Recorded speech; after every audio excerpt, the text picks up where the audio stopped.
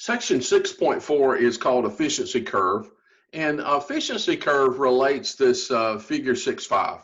So let me flash this up here right quick, and let's talk about this. And the primary part of this section is just going to be working the example here, 6-2, which is really good. I mean, I like putting numbers with these ideas. I think it helps to make them seem a little more real to you.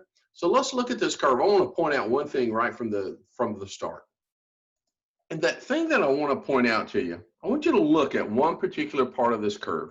And I'm going to put a little dot right here. Okay. Now, this mechanical power, that's mechanical power, output of the machine. Okay. Now, this is showing us losses and this is showing us efficiency. But that particular point right there, see where there's no useful power being developed? That is the power that, I mean, we could look at that and just say, well, that sort of summarizes the losses. For this machine just to operate with no load, it has to take in at least that much power to be able to operate at all.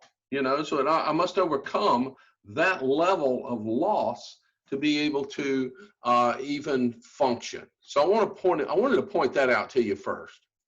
So when we're thinking about efficiency of a machine, we want to incorporate just a standard efficiency equation in, and basically what you're looking at, right, is just the idea that the power out divided, the power out divided by the power in, the total power into the machine times 100 gives us an efficiency. How much of that input power actually gets available to use to do just useful work.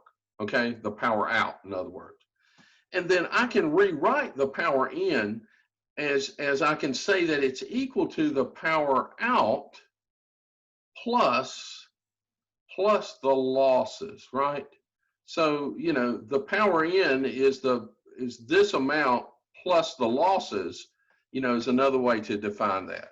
And that's given an equation number as 6.4. All right, and then so as you look at the problem on page 124, example 6.2, when we're looking at this is just a percentage, right? And, that's given as that. This is output power. This is the power. If you look on the nameplate of a motor, that's what you will read, right? It's either horsepower or kilowatts. Sometimes now it's both. And then the input power is also in watts. And this is the losses that we've been talking about in the earlier sections. Okay, so that's what we're working off of. Now, let's work through example 6.2, which is pretty, it's not a difficult problem. It's got a lot of moving parts to it. Okay, so the problem begins, it says I have a DC compound motor. We kind of know what that is, right? Series and shunt field. And it has a rating of 10 kilowatts. 10 kilowatts, again, nameplate rating, nominal rating. That is the power available at the shaft to do work. It's rated at 1150 RPMs. That's its, rated speed to deliver that power. And it has a rating of 230 volts and 50 amps. Now, that doesn't necessarily mean that's the input voltage or the current that we're using, but it's rated to be able to manage that. And then he has a listing there of the losses. And so he says it has 40 watts of bearing, 50 watts of brush, and 200 watts of windage losses. And all of those combine for 290 watts of total mechanical losses. Okay. Now, think about each one of those, and what that means and all. He also says there's 420 of iron losses, and we talked about what that is, and also 120 watts of shunt field copper losses that, it's occurring regardless of whether there's a load or not. And then he says, for us to calculate the losses and efficiency at no load, 25, 50, 75, 100, and 150% of these nominal ratings. Draw a graph, it's already drawn for us. Draw a graph showing the efficiency as a function of mechanical load and neglect the losses due to brush contact drops. Okay, so we talked about that, but we're not going to incorporate that into our calculation. Okay, so he begins and he says at no load, the copper losses are minimal. So as you look over here, the copper losses at full load, and I'll write them over here, copper losses at full load are equal to 500 watts in the armature. That's by and large the most. 25 watts in the series field. Remember, it's a much larger conductor with less of the I²R losses, and the commutating winding has 70 watts of loss and commutating. Okay, so the total loss is the sum of those at 595 watts at full load. Okay, so the no load losses, initially we're at no load. That's the first thing that we're asked to explore is what's going on at no load. And again, here's our graph: efficiency up to 100%, mechanical power available at the shaft, and losses are on the right side here on the Y side. And then we see these curves across here and how that goes. This is the what's going on at full load. Now, one quick thing, notice at full load, a machine is designed to deliver maximum efficiency at full load. Okay, think about that for a second. Why would you want it any other way, right? I want to operate this machine when it is most efficient. At that point, I'm going to designate that as full load. Okay, I mean, you can say that a couple of different ways, but that's what you're talking about. So back to our problem. So the no load losses, there's basically no copper losses at no load, right? Because all this going on over here is very small. So we both basically ignore that. So all of our no load losses end up being what's going on here. And let's see if I've got all of those. That's 290, 420, and 120. And I add all those together, and that comes up to be 830 watts of total no load losses. Okay. These stay the same as the load increases. And so just by, we don't even have to do a calculation, but I mean, if I wanted to do a calculation, the power out, power in, the power out is zero, right? There's no useful power being developed at that point. So the efficiency becomes zero at that point. The efficiency is zero right here. Okay, so that's our first data point, we might say, no load. Now let's look at 25% of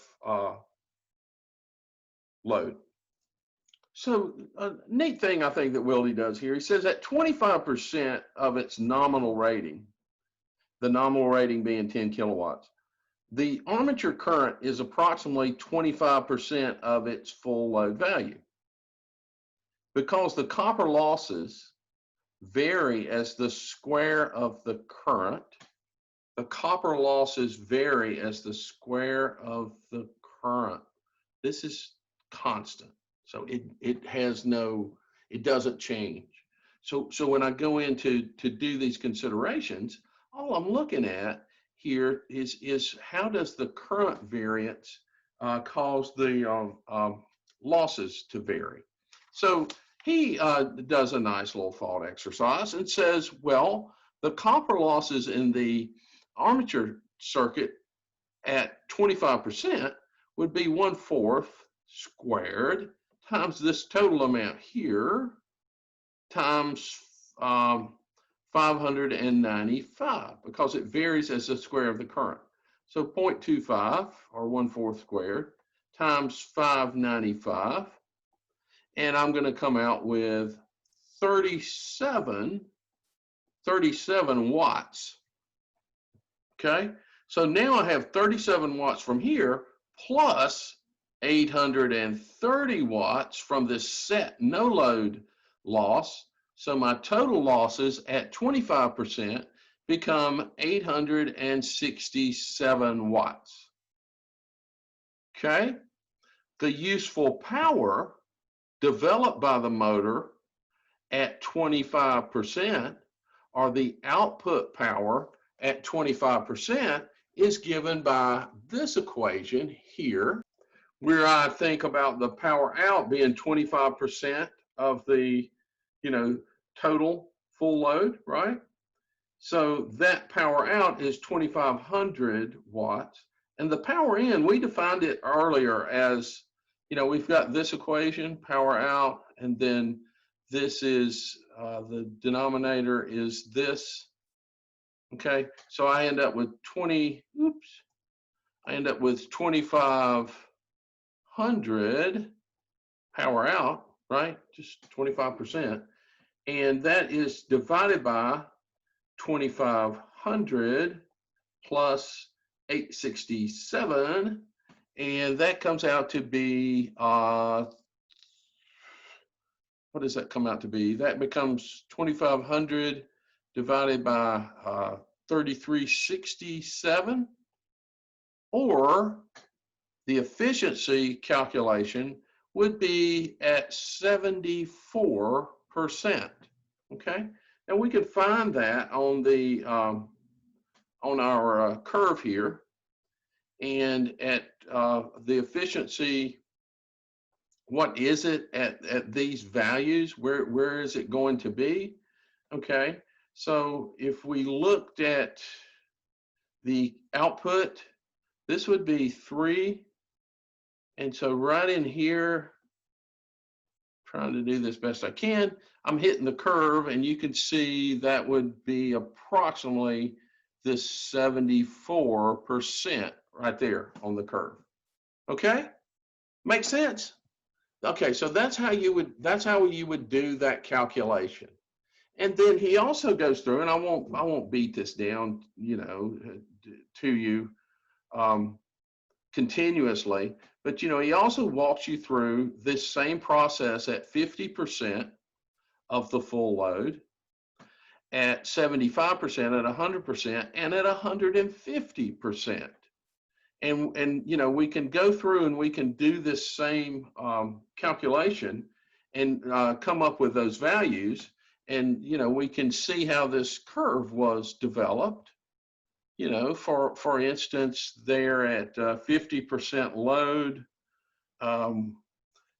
we get different losses, and 50% load would be here, and we see the efficiency hit here, a little over 80, and then at 75% losses, somewhere right in here, we get an efficiency at that point. At 100% load, we're right here, and then we could even do 150% load here. Okay, and all those efficiency calculations are graphed on that curve there.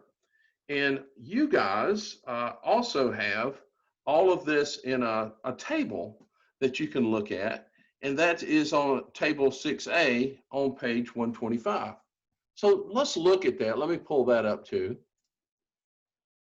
Okay, so we're looking at this table, and here we are, we're filling it in, right? We got total losses, and across these variants, we're from that, we can do, 25% load. We know the output is going to be 25% of 10K and so forth. So those are easy to find. The input power, is the losses the total mechanical plus the percentage, based on the squared term of the current there, those two added together. And then we get these efficiencies that come across here. Now, as I said earlier, a machine is designed and it's going to have a rated value to operate at its maximum efficiency. That only makes sense, right? That I would want to do that. And so at 100%, the full load, that's when this machine is its most efficient. And of course, that's what we would want to happen across there. All right, so pointing these things out, and again, all of this is going to apply again when we get into the AC world here real soon. And looking back at this curve, he says the efficiency curve rises sharply as the load increases. Okay, so this portion of the curve, almost linear, right? Flattens off over a broad range. Okay, so it flattens here, and then it slowly begins to fall. So this is typical efficiency curves of all electric motors, AC and DC. The motor designers usually try to attain peak efficiency at full load. Okay, so busy slide here. We've written all over it because we've done a bunch of good work on it, right? So I'll clean that up a little bit. And so he says in the above calculation of efficiency, we could have included the losses due to the brush voltage drop, and incorporated that, say 0.8 per brush and so forth and so on. But, it only slightly changes the curve, so we don't do that. And then wrapping this section up, it says it's important to remember that at light loads, the efficiency of a motor is poor. Okay, now, at light loads, the efficiency of the motor is poor. So this motor is designed to run here. If I'm running this motor at 20% of its full load, our efficiency is going to be low, right?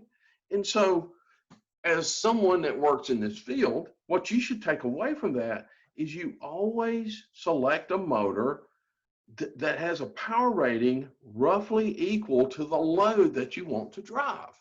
Now, I have done trainings before with students who are, in the field working on this stuff daily. And, maybe they've had some sort of situation to where, a motor didn't last as long as it should. So they're like, well, we're going to replace this 10 horsepower motor with a 20 horsepower motor, right? Okay, yeah, you can do that. But what about the efficiency over the life of that motor? It's very inefficient. And a lot of times, depending on the application, and maybe I should have said a 200 horsepower motor, the electricity costs due to the inefficiency of the machine far outweigh the upfront one-time cost of purchasing the piece of equipment. So you always want to select a motor or a machine to do a particular job that is close to its power rating. He says we can go on and prove that the efficiency of any DC machine reaches a maximum at that load where the armature circuit current losses are equal to the no load losses. In our example, that corresponds to a total loss of 830 plus 830, an output of 11,811 watts, which is an efficiency of 87.68%. Okay, isn't that interesting? The efficiency of any DC machine reaches a maximum at that load where the armature circuit copper losses equal the no load losses. Now, we may get into an opportunity to explain that in terms of, well, why is that? And we can absolutely think about that. We'll do that as we move forward as to why that might be the case. Okay, so that's 6.4. I think a very good section, and enjoy that. I love the efficiency curve. Plant that in your brain. Here's the losses. And they go up as that current starts to flow through the armature. And here's the full load again, and we see that flattening of efficiency as we get across here, and that is showing that we want to try to run that motor at as close as possible as its rated power.